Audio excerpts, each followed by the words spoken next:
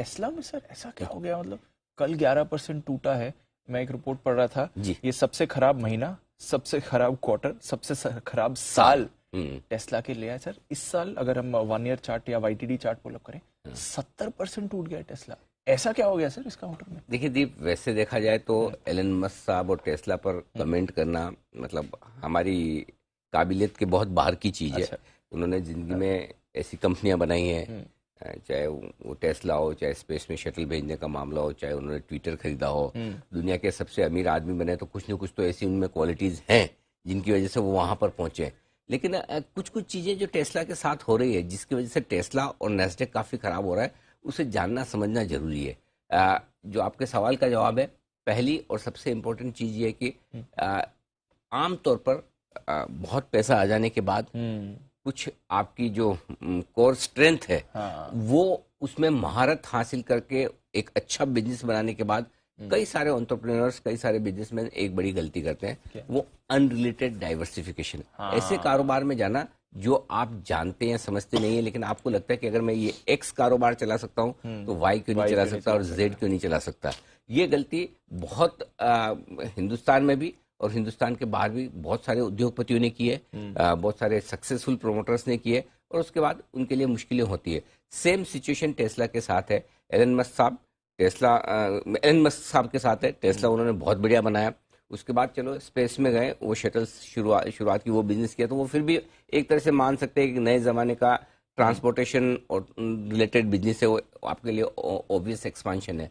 लेकिन ट्विटर और दूसरे तरह के बिजनेसेस में जाना शायद लोगों को कम पसंद आ रहा है, और वो भी ये कि जब आपको ट्विटर खरीदना है $45 बिलियन में, तो आप फंडिंग भी टेस्ला के शेयर बेचकर करेंगे। करेक्ट। सो इसका मतलब क्लियर कट है कि आपका जो कोर बिजनेस है उसकी वैल्यू आप कम कर रहे हैं, उस कोर बिजनेस पे आप फोकस और समय कम दे पाएंगे, एनर्जी कम दे पाएंगे, पहली चीज।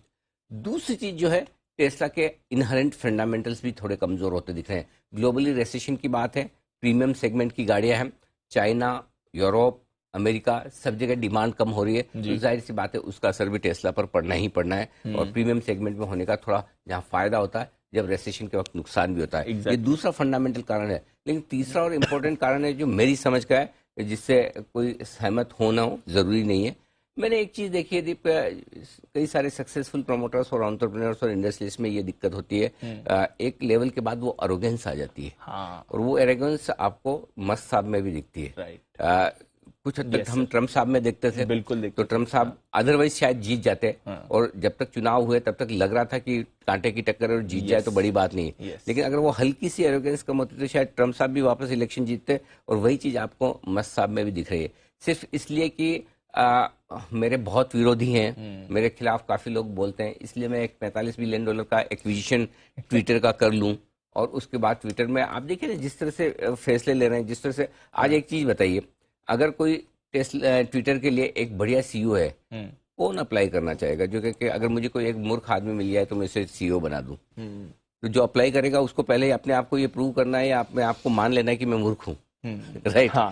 है कि नहीं? तो ये सारी चीजें, और अगर आप कोशिश ये करते हैं कि भाई जो कुछ मेरे इस प्रोसेस में होता है कि आप कई लोगों को अपना दुश्मन बना लेते हैं। वो दुश्मन आपके पॉलिटिकल हो सकते हैं, फंड मैनेजमेंट कम्युनिटी से हो सकते हैं, इन्वेस्टर्स हो सकते हैं, और जो आपको प्यार करने वाले टेस्ला के इन्वेस्टर्स हैं वो भी अब आपको नापसंद करना लगते हैं। तो ये 3 कारण मुझे लगते हैं बड़े, जिसमें एक आपका अनरिलेटेड एक्सपेंशन हो गया, दूसरा आपका फंडामेंटल कमजोर होना, और तीसरा प्रोमोटर्स की अरेगेंस। ये 3 कारण बड़े हैं कि टेस्ला आज 80% नीचे है। तो ये हमारे लिए किसी भी प्रमोटर और एंटरप्रेन्योर के लिए ये एक बड़ी सीख है कि आप किस तरह से अपने कोर बिजनेस और अपनी स्ट्रेंथ पर काम करें, किस तरह से आप ग्राउंडेड रहे, डाउन टू अर्थ रहें, और किस तरह से अपने बदलते हुए फंडामेंटल्स के साथ अपने आप को एडजस्ट करें। बजाय ट्विटर खरीदने के $45 बिलियन का, वो अगर अपनी ऑटोमोबाइल स्पेस में कोई इस तरह का एक्सपांशन करते हैं, इस तरह का काम करते हैं जिससे कि ग्लोबल रिसेशन में टेस्ला बच पाए, राइट, वो ज्यादा बेहतर होता है। बट आप और हम समझाने वाले कौन है, वो हमसे ज्यादा समझदार हैं, और कम से कम ये चीज तो क्लियर है, दुनिया का सबसे अमीर आदमी होना किसी भी लिहाज से कोई छोटी चीज नहीं है, और उसके लिए बहुत सारे गट्स, बहुत सारी क्वालिटीज और बहुत सारी अच्छी चीजें इनमें हैं, थी, इसीलिए आज वो वहाँ है। लेकिन कभी कभी होता है कि छोटी छोटी चीजें होती है जो बैकफायर कर जाती, टेस्ला के साथ शायद यही हो रहा है। वही हुआ है, बिल्कुल सर। एक जमाने में मोस्ट शॉर्टेड स्टॉक हुआ करता था, जब इसकी रैली आई थी उससे पहले मोस्ट शॉर्टेड स्टॉक हुआ करता था एक जमाने में। समय समय की बात वही है। है। चलिए, तो टेस्ला के